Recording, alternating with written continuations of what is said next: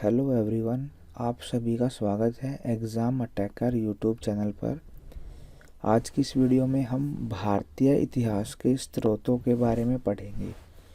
ये BA history का chapter number first है। ये आपके सिलेबस में हो सकता है कुछ आगे पीछे हो ये, पर यदि आपको भारतीय इतिहास के स्रोतों के बारे में पढ़ना है तो आप लोग इस वीडियो को देख सकते हैं। तो देखिए, क्वेश्चन काफ़ी लंबा रहेगा। ये 20 मार्क्स का क्वेश्चन हम लोग डिस्कस करेंगे। वीडियो ये मान के चलिए आप लोग 30 मिनट से ऊपर की रहेगी। तो यदि आपका हिस्ट्री में इंटरेस्ट है या आपको भारतीय इतिहास के स्रोतों के बारे में जानना है तो आप इस वीडियो को देख सकते हैं। सबसे पहले तो हम लोग बात करेंगे कि बीए में इस क्वेश्चन की क्या लैंग्वेज रहती है। देखिए, कई तरह से क्वेश्चन पूछा जाता है। यहाँ पर 5 तरीके से तो इसमें ही दिया गया है। आपसे पूछ लिया जाएगा प्राचीन भारतीय इतिहास के साहित्यिक स्रोतों पर एक निबंध लिखिए, या विदेशी यात्री जो भारत में आए थे उनके जो वृत्तांत हैं उसके महत्व पर प्रकाश डालिए या उसका वर्णन करिए। प्राचीन भारतीय इतिहास के जो प्रमुख स्रोत हैं उनका वर्णन करिए, या प्राचीन भारतीय इतिहास के पुरातात्विक एवं साहित्यिक स्रोतों का वर्णन कीजिए, या प्राचीन भारतीय इतिहास के स्रोतों के रूप में साहित्यिक सिक्कों तथा विदेशी यात्रियों के वृत्तांत का महत्व बताइए। तो देखिए, 5-6 तरीके से ये क्वेश्चन घुमा फिरा कर पूछा जाता है। तो जो भारतीय इतिहास है उसकी जानकारी के जो स्रोत हैं वो हमारे पास मेनली 3 स्रोत हैं। कौन कौन से हैं? एक तो है पुरातात्विक जो हमें चीज़ें मिली हैं उनसे हमें भारतीय इतिहास के बारे में जो है काफ़ी सारी जानकारियाँ मिलती हैं। दूसरा स्रोत है साहित्यिक। देखिए, जो ग्रंथ हैं पुराने या साहित्य हैं उनको पढ़कर भी हमें प्राचीन भारतीय इतिहास की जानकारी मिलती है। फिर तीसरा है विदेशियों के वृत्तांत। हमारे देश में जो विदेशी आए हैं उनके जो वृत्तांत हैं, जैसे जो बौद्ध धर्म था वो चाइना में भी था। तो चाइना से यात्री भारत में आए थे बौद्ध धर्म के बारे में जानने के लिए। तो उन यात्रियों ने भारत के बारे में लिखा है। इसके अलावा जो मुसलमानों के आक्रमण हुए थे, मुस्लिमों का जो शासन हुआ था उस दौरान भी जो लेखक थे तो उन्होंने भी भारतीय इतिहास के बारे में काफ़ी कुछ लिखा है। तो उससे हमें भारतीय इतिहास की काफ़ी सारी जानकारियाँ मिलती हैं। तो चलिए हम 1 बाय 1 करके सभी के बारे में डिटेल में पढ़ते हैं।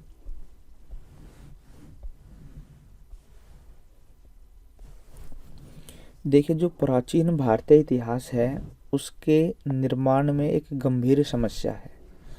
गंभीर समस्या ये है कि हमारे पास जो प्रमाणिक ऐतिहासिक सामग्री है उसकी कमी है। मतलब हमारे पास ऐतिहासिक सामग्री के प्रमाण कम है। ये क्या है? ये एक गंभीर समस्या है। और देशों की यदि हम बात करते हैं तो उनकी तुलना में या उनकी अपेक्षा जो भारतीय इतिहास की जो सामग्री है वो कम है और देशों को यदि हम देखते हैं तो। क्योंकि देखिए, भारत में यूनान के हेरोडोटस या रोम के लिवी जैसे इतिहास लेखक भारत में पैदा नहीं हुए, इसलिए क्या है, यहाँ पर ऐतिहासिक सामग्री की कमी है जो यूनान या रोम की तरह भारत का इतिहास लिखते हैं। इसलिए कुछ विदेशी विद्वानों की तो ये धारणा है कि जो भारतीय थे उनमें ऐतिहासिक बोध नहीं था। कुछ विदेशी जो विद्वान हैं उनकी ये मानना है उनका कि जो भारतीयों का मतलब हिस्ट्री में उनको हिस्ट्री का बोध नहीं था।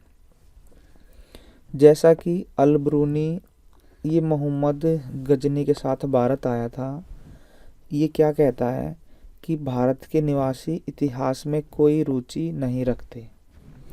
ऐसा समझना उसकी क्या थी? एक भारी भूल थी। सच्चाई ये है कि भारतीय जो थे, प्राचीन भारतीय, उनकी जो संकल्पना थी वो आधुनिक इतिहासकारों से क्या थी, पूरी तरह से अलग थी। वे क्या करते थे, हर चीज़ को इतिहास में नहीं लिखते थे, केवल उन्हीं घटनाओं का वर्णन करते थे जिससे जो आम लोग हैं उनको कुछ शिक्षा मिल सके। उसी को जो है इतिहास की घटनाओं के रूप में उसका वर्णन किया जाता था। इसके बाद देखिए, आज हमारे पास इतिहास के संबंध में बहुत तरह के स्रोत है, जैसे कि हमारे पास वेद हैं, पुराण हैं, ब्राह्मण ग्रंथ हैं, उपनिषद हैं इत्यादि। इनमें क्या है, भारतीय इतिहास के बारे में हमें जानकारी मिलती है। वैसे भी प्राचीन एवं मध्यकाल में जितने भी शासक हुए हैं उन्होंने क्या कराया है, अपना इतिहास लिपिबद्ध कराया, मतलब लिखवाया है। हालांकि कुछ शासकों का हमें इतिहास नहीं मिलता है, फिर उनकी जो कमी होती है वो हम स्रोत से पूरी कर लेते हैं। जैसे कुछ शासक, हम मान लीजिए उसने इतिहास नहीं लिखवाया किसी शासक ने, तो हमें उसके सिक्के मिल गए, अभिलेख मिल गए, या कुछ स्मारक मिल गए, या मंदिरों पे हमें जानकारी मिल गई, तो उससे हम क्या करते हैं, जो इतिहास है वो हम लोग उससे उसका पता लगा लेते हैं। फिर देखिए, जब भारत का इतिहास हम लोग लिखते हैं तो हमें इतिहास की बहुत सारी कड़ियों को जोड़ना पड़ता है। आगे देखिए, डॉक्टर ए.एल. बाशम के अनुसार इन्होंने प्राचीन भारतीय इतिहास के बारे में क्या कहा है कि भारत का प्राचीन इतिहास एक पेचीदी समस्या के समान है,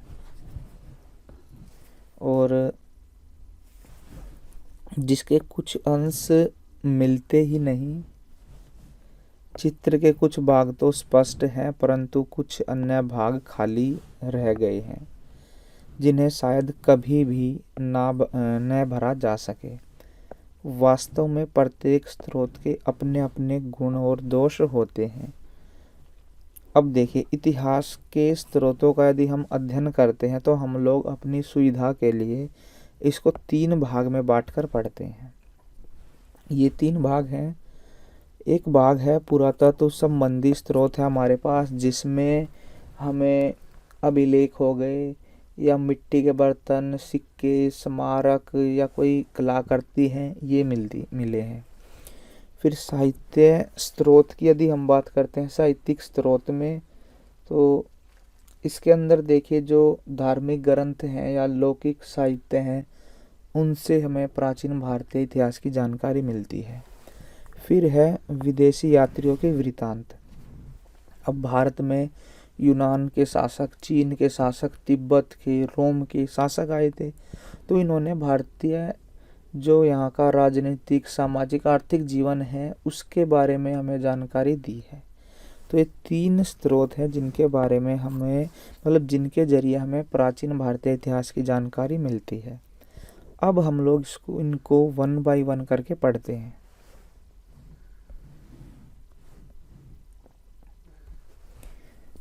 सबसे पहले बात करते हैं पुरातत्व संबंधी स्रोत की।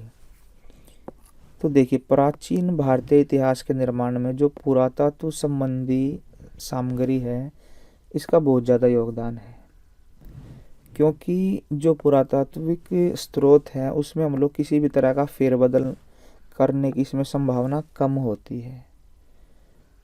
अब पुरातात्विक में कम होती है। अब रिटर्न में ऐसा हो सकता है कि भाई कोई, मान लीजिए कोई राजा का लेखक है, वो उसकी मान बढ़ाई में कुछ उस बढ़ा चढ़ा कर चीज़ें लिखे, और रियल में ऐसा ना हो। परंतु जो पुरातात्विक संबंधी स्रोत हैं उनमें फेरबदल की संभावना कम होती है, तो ये ज़्यादा विश्वसनीय स्रोत माने जाते हैं। जो पुरातत्व संबंधी स्रोत हैं उनको हम निम्नलिखित प्रकार से हम उनको बांटते हैं।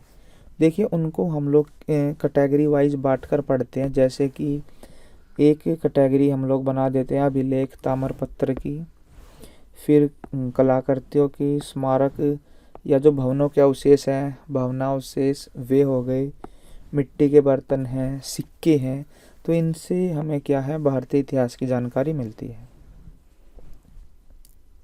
देखिए, सबसे पहले आता है अभिलेख एवं ताम्रपत्र।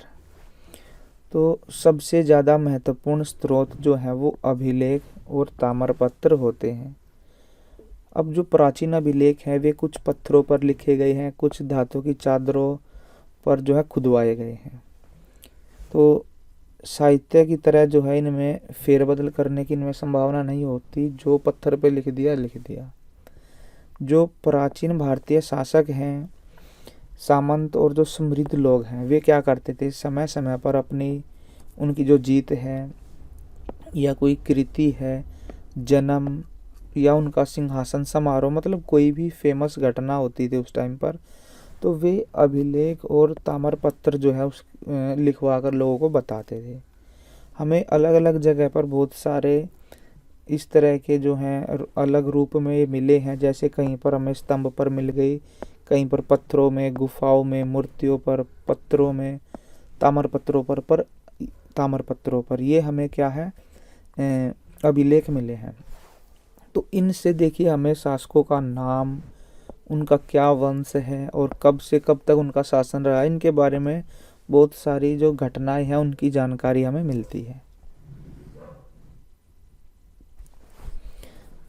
स्तंभ लेखों में यदि हम जो पिल्लर होते हैं उस पे जो इंस्क्रिप्शन लिखे होते हैं उनकी बात करते हैं, तो अशोक हो गया, चंद्रगुप्त है या चंद्रगुप्त द्वितीय है, स्कंदगुप्त है, इनकी विशेष रूप से जो है काफ़ी महत्वपूर्ण इनके स्तंभ हैं। यदि हम साउथ इंडिया की बात करते हैं, वहाँ पर देखिए पल्लव, चालुक्य, राष्ट्रकूट, पांडे, चोल, इनके स्तंभ हमें मिलते हैं। फिर इनसे क्या है, वहाँ का जो इतिहास है वो हमें उसकी जानकारी मिलती है। कुछ महत्वपूर्ण अभिलेख जो हैं विदेशों से भी मिले हैं हमें। इनमें देखिए एशिया माइनर में बोगज कोई एक जगह है, वहाँ पर जब खुदाई की गई तो वहाँ से अभिलेख मिले हैं हमें। मिस्र से मिट्टी के मोहरे मिले हैं जो कि प्राचीन भारत के विदेशी संबंध के बारे में बताते हैं। अब भारत की चीज़ दूसरे देश में मिलेगी तो वो किसी न किसी जरिए से तो गई होगी ना, तो वो हो सकता है कि भाई उस टाइम पर यहाँ की मोहर वहाँ मिली है, तो हो सकता है कि भारत और उस देश के बीच में व्यापार हो। प्राचीन भारत की सामाजिक, धार्मिक और आर्थिक दशा का अध्ययन करने के लिए साहित्यिक स्रोत जो उपलब्ध हैं उनकी पुष्टि अभिलेखों में भी हुई है। अब अभिलेख के बाद देखिए सेकंड नंबर पर आता है कलाकृतियाँ।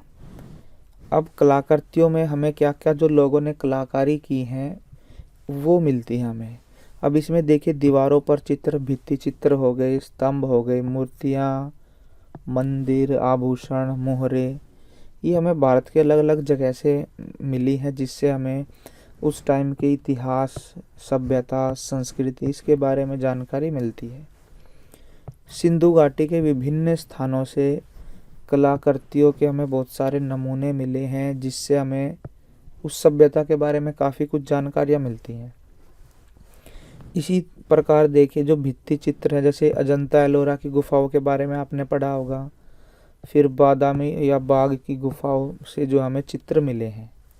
इसके अलावा पत्थर, कांसा, पीतल की मूर्तियाँ भी जो है इतिहास की जानकारी के महत्वपूर्ण स्रोत सिद्ध हुए हैं। अब इसके बाद देखिए स्मारक और भवनावशेष, ये है भवनों के अवशेष। अब स्मारकों और भवनों के जो अवशेष मिले हैं उससे भी हमें इतिहास के निर्माण में सहायता मिलती है। जैसे देखिए मोहनजोदड़ो है, हड़प्पा, तक्षशिला, पाटलिपुत्र, इन अब तो है नहीं, इनके जो भवन हैं वो पूरी तरह से ये लगा लो, मतलब पूरी तरह से तो नहीं है पर नष्ट हो चुके हैं, वो अब उनके अवशेष हैं। तो उस अवशेष से जो है हमें उस टाइम की कहानी हमें बताते हैं। भाई जैसे जो सिंधु घाटी सभ्यता, वहाँ पर हमें क्या है, अन्नागार मिला है और एक कुंड मिला है, तो काफ़ी सारी चीज़ और पक्की सड़कें, गलियाँ, इनके बारे में हमें जानकारी मिलती है। इसी प्रकार स्मारकों के रूप में देखिए प्राचीन मंदिर हैं, स्तूप हैं, गुफाएं, मूर्तियाँ, स्तंभ, तोरण, इनसे भी हमें उस टाइम की जानकारी मिलती है। ये अपने युग के लोगों की धार्मिक विश्वासों की जानकारी करवाते हैं।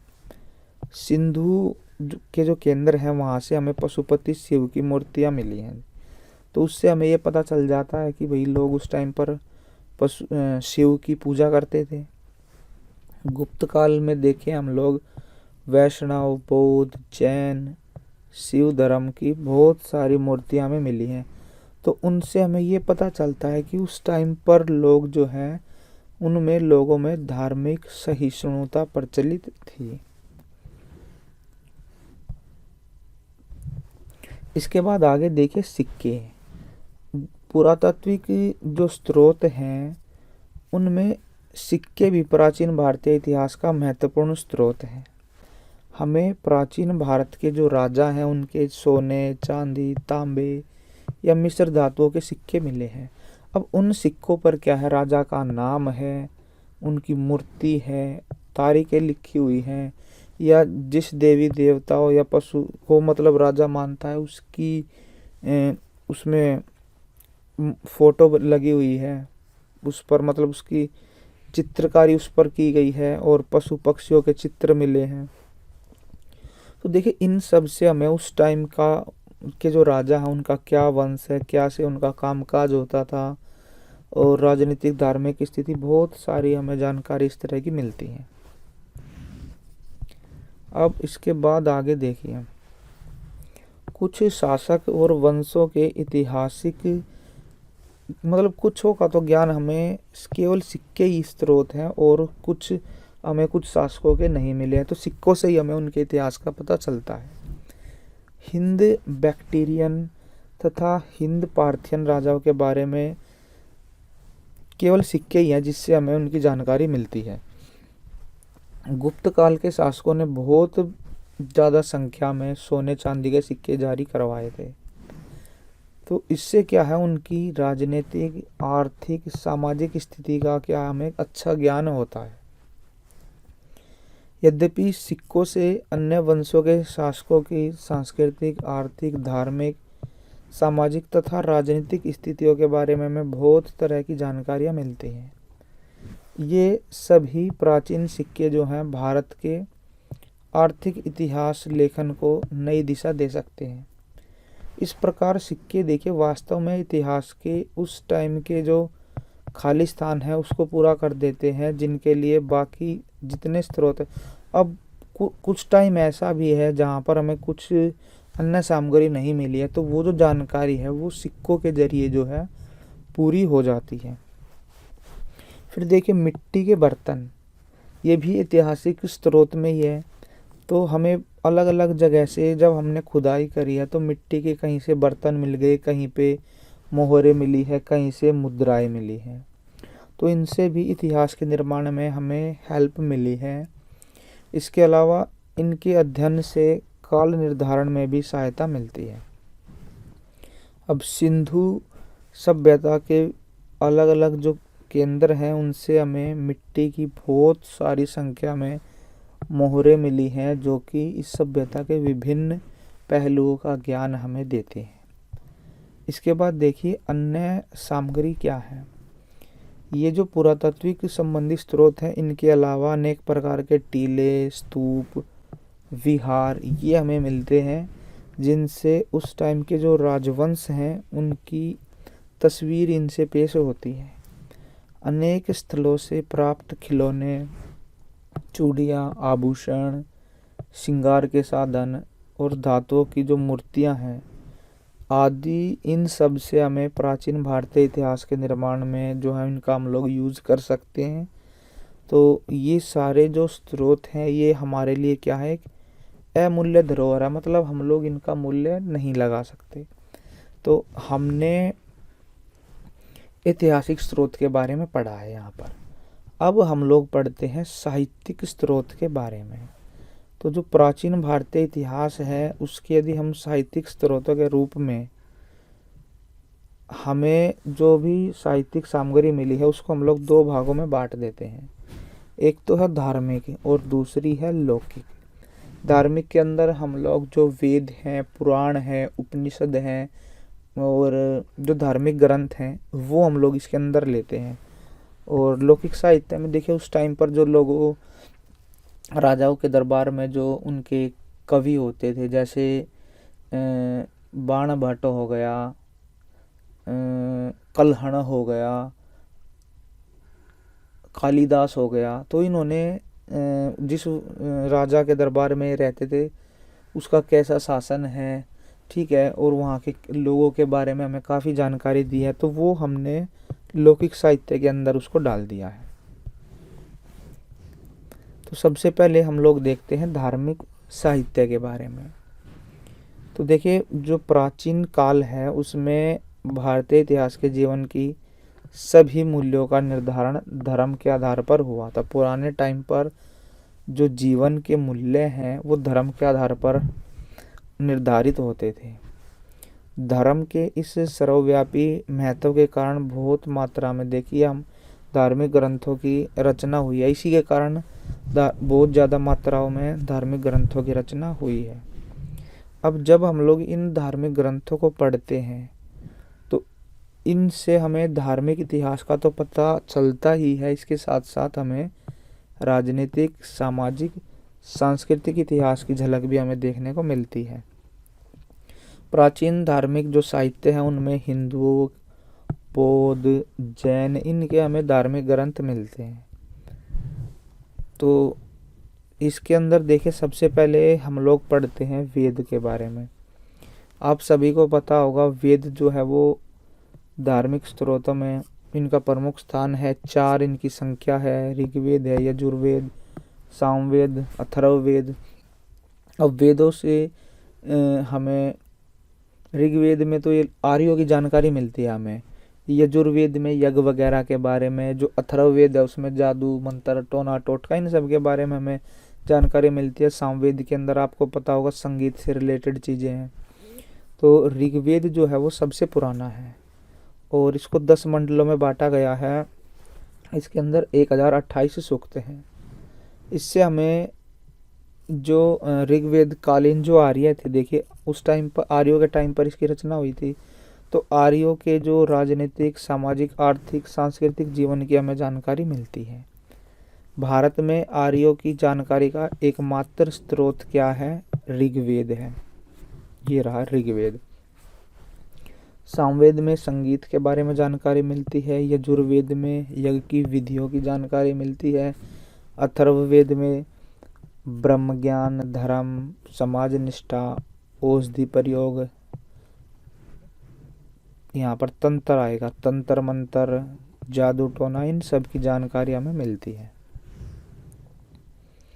इसके बाद देखिए वेद के बाद ब्राह्मण ग्रंथ हैं, आरण्यक हैं, उपनिषद हैं।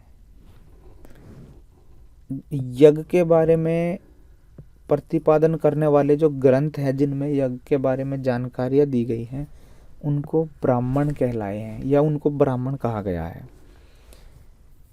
जो वेद है हर एक वेद के अलग अलग ब्राह्मण ग्रंथ है। अब 4 वेद हो गए तो इन चारों के अलग अलग ब्राह्मण ग्रंथ हैं।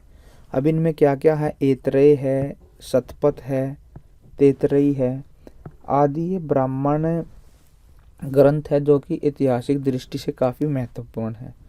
फिर देखिए ब्राह्मण ग्रंथ के बाद आरण्यक ग्रंथ का स्थान आता है। पहले वेद, फिर ब्राह्मण ग्रंथ, फिर आरण्यक ग्रंथ। इनकी संख्या 7 है। फिर आरण्यकों के बाद उपनिषद ग्रंथों की रचना हुई है। उपनिषद कितने हैं? 108 हैं ये। उपनिषद के बाद वेदांग। तो पहले वेद, फिर ब्राह्मण ग्रंथ, फिर आरण्यक, फिर उपनिषद। उपनिषद के बाद वेदांग। और वेदांग कितने हैं? 6 हैं।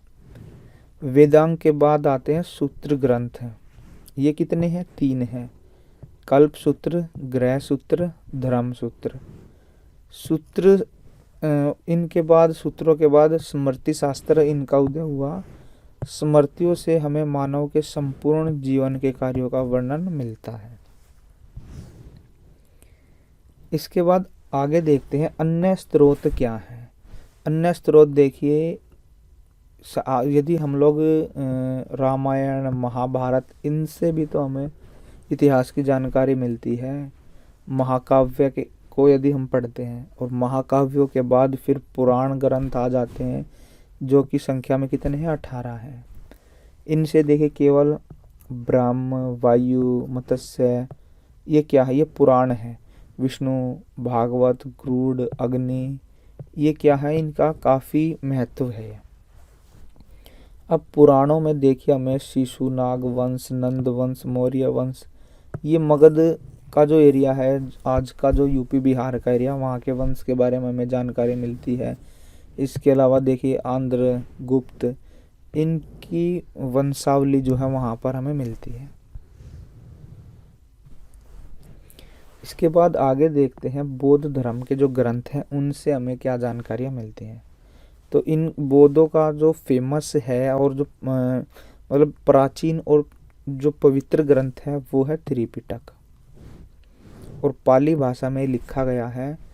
और इन ग्रंथों में देखिए जो बौद्ध धर्म के उपदेश हैं और भिक्षु भिक्षुणियों के जो संघ हैं, बुद्ध के जीवन संबंधी आचार विचार और यज्ञ नियम, इनकी जानकारी हमें मिलती है। अब त्रिपिटक के बाद दीपवंश, महावंश, ये दो फेमस ग्रंथ हैं बौद्ध धर्म के। ये भी पाली भाषा में ही लिखे गए हैं।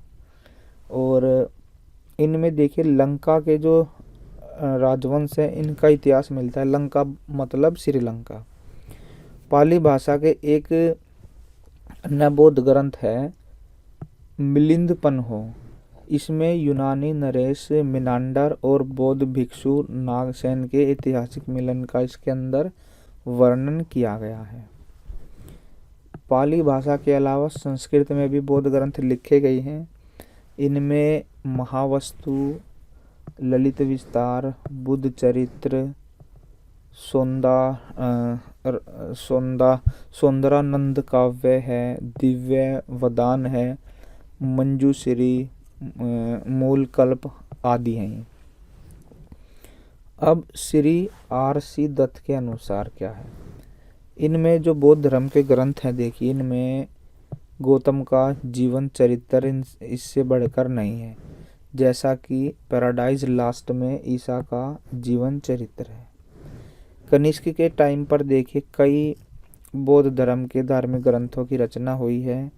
अब आपको पता होगा बौद्ध धर्म की 4 संगतियाँ हुई थी, तो उससे भी तो हमें काफ़ी जानकारी मिलेगी उस टाइम की, जिनमें अश्वघोष, बुद्ध चरित्र तथा वसुमित्र का।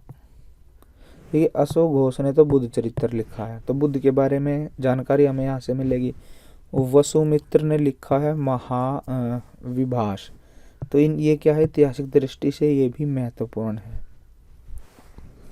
फिर देखिए जो जातक ग्रंथ हैं उनमें बौद्धों के मतलब प्रसिद्ध ग्रंथों में उनका नाम आता है जातकों का, और 549 हैं टोटल जो जातक ग्रंथ हैं। इनमें क्या है, बुद्ध की जो पूर्व जन्म की कथाएं हैं उनका वर्णन यहाँ पर मिलता है हमें।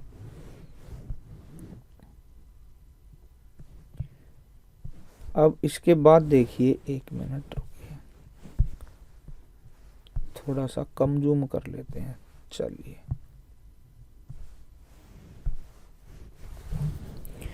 इसके बाद देखिए जैन धर्म के ग्रंथ से भी तो हमें प्राचीन भारतीय इतिहास की जानकारी मिलती है। जो जैन धर्म के ग्रंथ हैं वो प्राचीन काल के धुंधले काल पर प्रकाश डालते हैं। बौद्ध धर्म के ग्रंथ की अपेक्षा जो जैन धर्म के ग्रंथ हैं उनमें हमें ज़्यादा सामग्री मिलती है। जैन धर्म के में ज़्यादा सामग्री हमें मिलती है। वैसे भी जो जैन धर्म से संबंधित कई ग्रंथ हैं वो ईसा की 1ली सदी से 6ठी सदी के काल में इनकी रचना की गई है, जिसमें परिशिष्ट पर्व, भद्रबाहु चरित्र, जैन आगम ग्रंथ, व्याख्या और टीका, ये क्या है, ग्रंथ हैं, उल्लेखनीय ग्रंथ है। हेमचंद्र के द्वारा लिखित है परिशिष्ट पर्व। ये जैन ग्रंथ ऐतिहासिक दृष्टि से काफ़ी महत्वपूर्ण है। भद्रबाहु चरित्र में हमें जैन विद्वान भद्रबाहु तथा चंद्रगुप्त मौर्य से संबंधित घटनाओं का पता चलता है। इनके अतिरिक्त हमें जैन आगम ग्रंथों में जैन भिक्षुओं के आधार नियम, महावीर स्वामी के जीवन और उनकी शिक्षाओं, निवारण प्राप्ति, कर्म फल आदि के बारे में हमें जानकारी मिलती है। इसके अलावा कुछ जैन विद्वान मुनि इन्होंने जैन धर्म के ग्रंथ पर संस्कृत भाषा में कई टीकाएं और व्याख्या ग्रंथ भी लिखे हैं, जिनमें देखिए जो 16 महाजनपद, अब जैसे 28 स्टेट हैं भारत में, उस टाइम पर महाजनपद होते थे, तो उनकी जानकारी हमें मिलती है। तो अभी तक हमने 2 स्रोत पढ़े हैं, पुरातात्विक स्रोत और साहित्यिक स्रोत। तो साहित्यिक स्रोत के हमने 2 कैटेगरी पढ़ी थी, हमने लौकिक और धार्मिक। धार्मिक हमने पढ़ ली, अब यहाँ से लौकिक साहित्य शुरू होता है। देखिए धार्मिक साहित्य के जो लेखक थे उनका उद्देश्य होता था धर्म के सिद्धांतों का उपदेश देना, परंतु जो लौकिक साहित्य है उसमें हमें ऐतिहासिक और अर्ध ऐतिहासिक इन साहित्यों का अध्ययन हमें मिलता है। लौकिक साहित्य से हमें प्राचीन भारत के जो लोग हैं उनका राजनीतिक, सामाजिक जीवन और उनकी जो आर्थिक गतिविधियों इनकी जानकारी हमें मिलती है। तो देखिए जो लौकिक साहित्य है इनको हम लोग ऐतिहासिक और अर्ध ऐतिहासिक में बांटकर पढ़ते हैं। सबसे पहले पढ़ते हैं ऐतिहासिक ग्रंथ के बारे में। 5वीं सदी ईसा के बाद देखिए भारत में ऐतिहासिक ग्रंथ लिखे गए हैं, जो कि प्राचीन भारतीय इतिहास के स्रोत हैं, महत्वपूर्ण स्रोत हैं। अब इनमें देखिए हर्ष के टाइम पर बाणभट्ट, जो हर्ष का दरबारी कवि था, उसने हर्षचरित्र नामक पुस्तक की रचना करी है, जिसमें हमें हर्ष के बारे में जानकारी मिलती है। फिर पृथ्वीराज चौहान के दरबार में चंद्र बरदाई रहते थे, जिन्होंने पृथ्वीराज रासो ग्रंथ लिखा है, तो उससे हमें चौहान वंश और राठौर वंश की शत्रुता और मोहम्मद गोरी के आक्रमणों का हमें पता चलता है। फिर कश्मीर के जो ब्राह्मण हैं उनके दरबार में कल्हण रहता था, जिसने राजतरंगिणी नामक एक ग्रंथ लिखा है, जिससे हमें कश्मीर के इतिहास के बारे में हमें पता चलता है। इसके अलावा सोमेश्वर की रसमाला है, कृति कौमुदी, मेरुतुंग का है प्रबंध चिंतामणि तथा राजशेखर का प्रबंध कोश, इससे हमें गुजरात के बारे में जानकारी मिलती है। तो ये सारे क्या हैं, इतिहास के स्रोत हैं हमारे लिए, हमें इतिहास के बारे में जानकारी देते हैं। इसके अलावा हेमचंद्र कुमारपाल चरित्र है, इसकी रचना बिल्हण की। विक्रमांक देव चरित्र है। पद्मगुप्त का नव सहसांक चरित्र है। बल्लाल का भोजन प्रबंध है। संध्याकार नंदी का रामचरित है।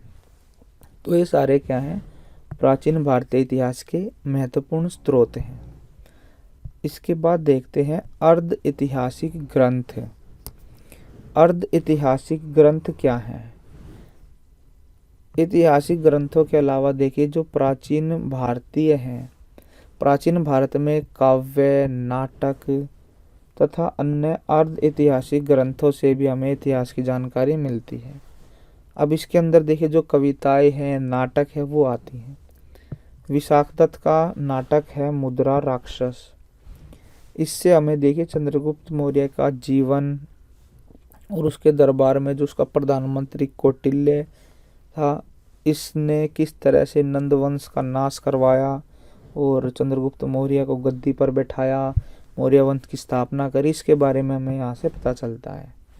फिर गुप्त काल का नाटककार है कालिदास। इसका नाटक है फेमस अभिज्ञान शकुंतलम।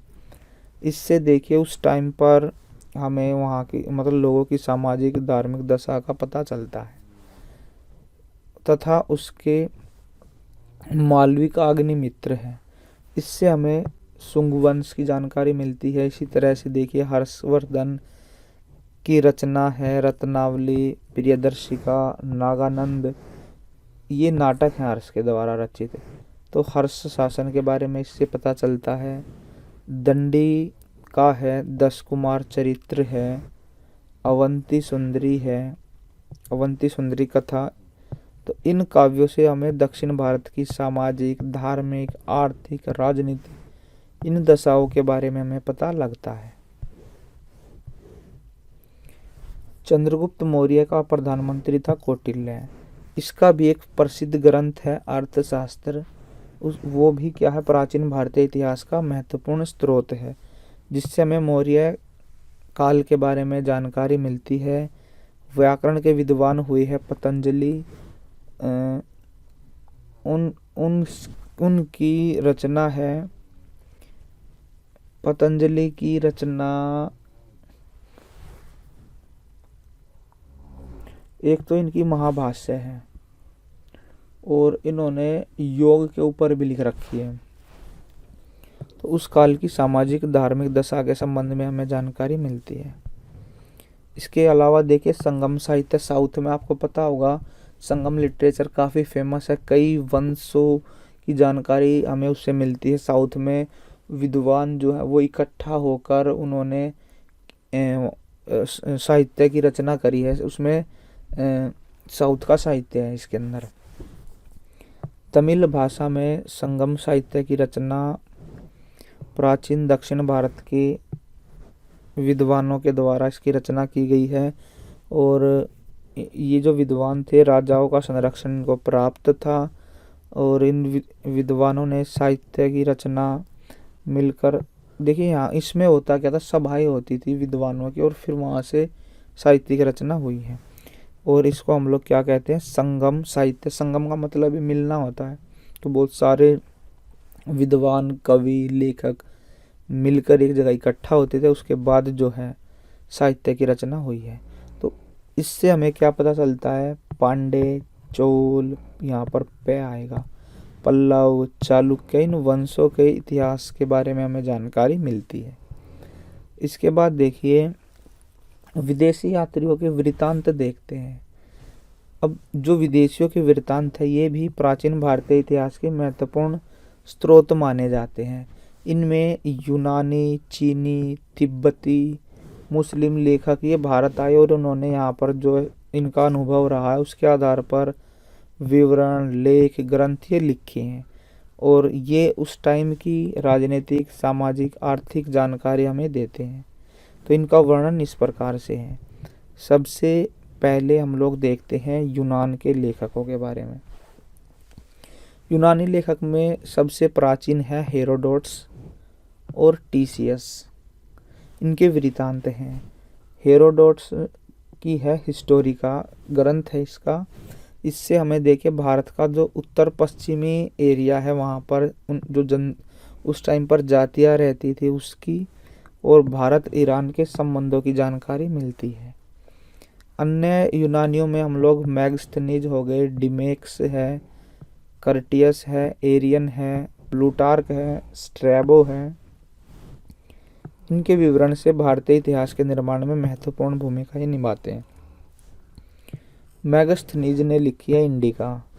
ये उपलब्ध नहीं है हमारे पास अब, परंतु इसके बेस पर यूनानी और रोम के लेखकों ने क्या करा है, अपने वर्णन लिखे हैं, तो उससे भी हमें जानकारी मिल जाती है। इसी तरह से देखिए बिंदुसार, इसका यूनानी राजदूत था डिमेक्स। उसके विवरण से हमें काफ़ी जानकारियाँ मिलती हैं। स्ट्रैबो ने भूगोल नामक ग्रंथ लिखा है, उससे हमें भारत की धार्मिक, आर्थिक, राजनीतिक अवस्था का विवरण मिलता है। प्लिनी है, इसने प्राकृतिक इतिहास की रचना की, जिससे भारत के लोगों के प्रत्येक क्षेत्र का विवरण मिलता है। ईसा की प्रथम शताब्दी में एक अज्ञात यूनानी यात्री ने पेटिपल्स ऑफ द एरिथियन सी नामक ग्रंथ लिखा है। उसने इस पुस्तक में भारतीय व्यापार, बंदरगाहों, प्राकृतिक दशा आदि का वर्णन किया है। Doctor R.C. मजूमदार ने इसके वृत्तांत की क्या करी है, भरपूर प्रशंसा करी है। इसके बाद देखते हैं रोम के लेखक। यूनानी लेखकों के अलावा ईसा की दूसरी शताब्दी में प्रसिद्ध रोमन विद्वान टोलेमी ने अपनी रचना में भारत की भौगोलिक स्थिति का वर्णन किया है। उसने अन्य लेखकों के वर्णन के आधार पर अपना वर्णन किया है। वैसे भी उसने अनेक भूलें की हैं, फिर भी उसके वर्णन से हमें अनेक महत्वपूर्ण बातें जो है पता चलती हैं। इसके बाद हम लोग देखते हैं चीन के लेखक। यूनानी और रोम के लेखकों की तरह चीनी लेखकों के वृत्तांत जो हैं वो भी भारतीय इतिहास पर महत्वपूर्ण प्रकाश डालते हैं। चीन में बौद्ध धर्म के प्रसार के बाद बहुत सारे चीनी यात्री बौद्ध धर्म के साहित्य, संस्कृति या बौद्ध जो तीर्थ स्थान है इनके दर्शन करने के लिए भारत में आए। अब इनमें देखिए सुमाचीन है, फाहियान, ह्यूनसांग, हावुली, इत्सिंग ये प्रमुख हैं। सुमाचीन को चीनी इतिहास का पिता माना जाता है। उसने क्या करा, ईसा प्रथम सदी में अपना ऐतिहासिक ग्रंथ लिखा था। इसमें भारत के संबंध में भी हमें बहुत सारी जानकारी मिलती है। वह चंद्रगुप्त द्वितीय के टाइम पर भारत में आया था। फाहियान की बात करते हैं तो पहला चीनी यात्री था जो कि 15-16 साल तक ये भारत में रहा है। वह चंद्रगुप्त विक्रमादित्य के समय में भारत में आया था। उसने फो को की नामक पुस्तक लिखी। उसके विवरण से हमें गुप्त काल के बारे में जानकारी मिलती है। फिर देखिए दूसरा चीनी यात्री ह्यूनसांग था जो हर्षवर्धन के टाइम पर भारत में आया था और ये 13 साल तक देखिए भारत में रहा है। जो हरियाणा में जो कुरुक्षेत्र है वहाँ पर ब्रह्म सरोवर है, आपको पता होगा। ब्रह्म सरोवर के बारे में भी इसने ह्यूनसांग ने लिखा है उसमें अपने जो इसकी जो रचना है उसमें। तो 13 साल तक ये भारत में रहा है। इसकी रचना है CU की, जिसमें इसने हर्ष के शासनकाल, कन्नौज और प्रयाग की सभाओं, नालंदा विश्वविद्यालय और उस समय की सामाजिक तथा धार्मिक दशा का वर्णन इसमें मिलता है हमें। Doctor V.A. स्मिथ के अनुसार ह्यूनसांग के ग्रंथ का अध्ययन प्राचीन इतिहास के विद्यार्थी के लिए अति आवश्यक है। इसने खोजे हुए भारतीय इतिहास के पुनर्निर्माण में सहायता दी है। 7वीं सदी के अंत में हावुली और इत्सिंग ने भारत की यात्रा की। उन्होंने भी समकालीन भारत के बारे में अपने अनुभवों का वर्णन किया है जो कि प्राचीन भारत के निर्माण में जो है उपयोगी सिद्ध हुए हैं। आगे देखते हैं तिब्बत के लेखक। अब चीन के लेखकों की तरह तिब्बत के लेखक भी भारत में आए हैं। उन्होंने थोड़ा बहुत लिखा है। प्रसिद्ध लेखक है देखिए तिब्बत के लामा तारानाथ। इन्होंने तंगयूर कंगयूर नामक 2 ग्रंथों की इन्होंने रचना की है। यद्यपि इनका विवरण धार्मिक पक्षपात तथा अविश्वसनीय तथ्यों से भरा पड़ा है, फिर भी हमें भारत के बारे में महत्वपूर्ण जानकारियाँ इससे मिलती हैं। इसके बाद देखते हैं मुस्लिम लेखक। 8वीं शताब्दी से अरब के लेखकों ने भारत के बारे में लिखना शुरू कर दिया था। अब सुलेमान ने पाल और प्रतिहार वंश के बारे में लिखा। अलमसूदी ने राष्ट्रकूट राजाओं के बारे में लिखा है। मुस्लिम अरब लेखकों में देखिए सबसे प्रसिद्ध है अल-बरूनी। इसका पूरा नाम है अबू रिहान मोहम्मद बिन अल-बरूनी। मोहम्मद गजनवी के साथ ये भारत में आया था। इसकी फेमस रचना है किताबुल हिंद, या इसी का दूसरा नाम है किताब उल हिंद या तहकीक उल हिंद। ये इसकी रचना है।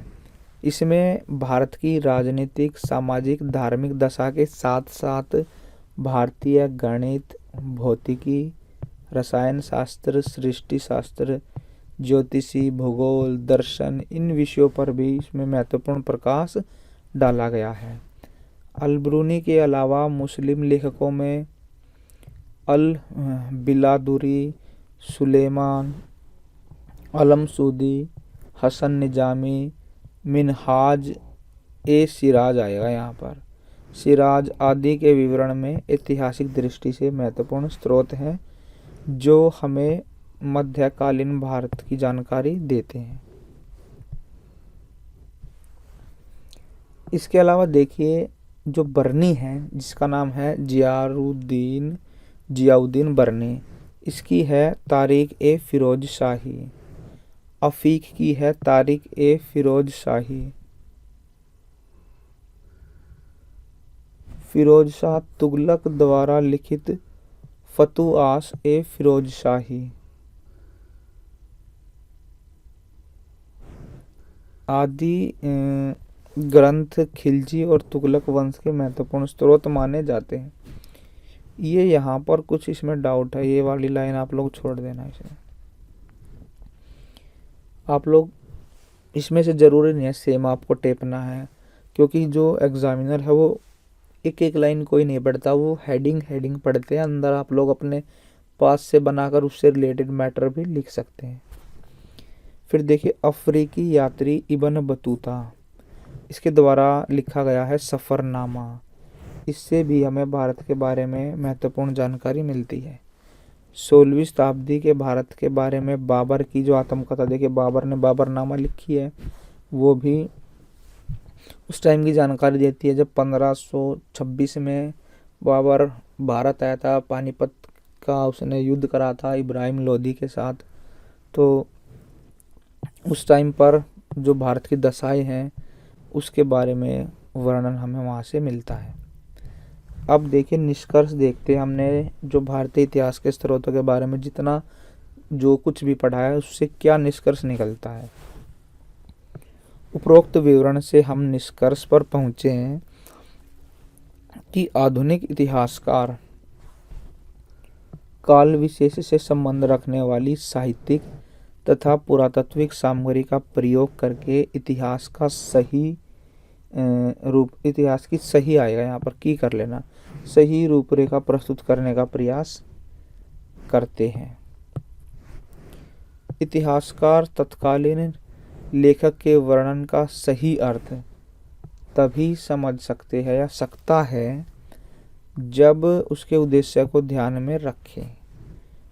इस प्रकार विवरण से स्पष्ट है कि प्रागैतिहासिक काल का निर्माण करते समय हमें पूर्ण रूप से पुरातात्विक स्रोतों पर निर्भर रहना पड़ता है। प्रागैतिहासिक वो टाइम था देखिए जब रिटर्न में कोई भी हमें मतलब साक्ष्य नहीं मिले हैं, परंतु इसके बाद का इतिहास लिखते समय इतिहासकारों को पुरातात्विक और साहित्यिक दोनों तरह के स्रोतों का सहारा लेना पड़ता है। इस प्रकार प्राचीन भारतीय इतिहास के असंख्य स्रोत हैं जो कि बिखरे पड़े हैं। इनके तुलनात्मक अध्ययन के परिणाम स्वरूप प्राचीन भारतीय इतिहास का क्रमबद्ध निर्माण किया जा सकता है। तो देखिए इस वीडियो के अंदर हम लोगों ने 20 मार्क्स का क्वेश्चन करा है। यदि आपसे प्राचीन भारतीय इतिहास के बारे में पूछा जाए तो आप लोग इस वीडियो की हेल्प लेकर आप लोग आंसर दे सकते हैं। तो मैं आपको एक बार क्विक रिवीजन करा देता हूँ। देखिए 3 स्रोत हम लोगों ने पढ़े हैं प्राचीन भारतीय इतिहास के। एक तो है पुरातत्व और दूसरा साहित्यिक स्रोत हम लोगों ने पढ़ा और तीसरा है विदेशियों के वृत्तांत। एक मिनट रुकना, तीसरा हो जाएगा विदेशियों के वृत्तांत। तो ये हमने पढ़े हैं।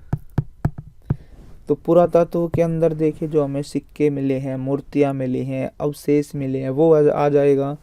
साहित्य के अंदर फिर हमने धार्मिक साहित्य पढ़े हैं, लौकिक साहित्य पढ़े हैं। धार्मिक में हमने वेद, पुराण, बौद्ध धर्म के ग्रंथ, जैन धर्म के ग्रंथ पढ़े हैं, फिर लौकिक साहित्य में जो राजाओं के दरबार में जो लेखक कवि होते थे उनके बारे में पढ़ा है।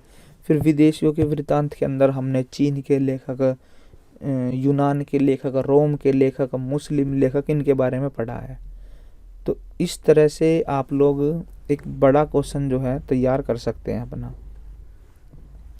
तो आशा करते हैं आपको ये वीडियो पसंद आई होगी। यदि ये वीडियो आपको पसंद आई हो तो इस वीडियो को लाइक करिए, शेयर करिए और कमेंट बॉक्स के अंदर अपने कमेंट ज़रूर डालिएगा। तो मिलते हैं किसी ऐसी वीडियो में, तब तक के लिए पढ़ते रहिए।